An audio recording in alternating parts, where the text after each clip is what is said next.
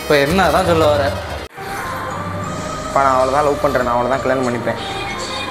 நான் இல்லைனா அவள் சுற்றுருவா, அவள் இல்லைனா நானும் சுற்றுருவேன்ப்பா. ஏ அந்த பொண்ணு என்னாலும் நம்ம என்ன வரா? பா எந்த காலத்தில் பாருக்கீங்க, அந்த ஆளுங்க இந்த ஆளுங்கன்னு பேசிகிட்டு இருக்கீங்க. இப்போ இந்த ஜென்ரேஷனில் என்ன நடக்குது அதை யோசிங்கப்பா. சும்மா என்ன அந்த காலத்திலே இருந்துட்டு இருக்கீங்க. சும்மா வள வளன்னு பேசிக்கிட்டு இருக்காத.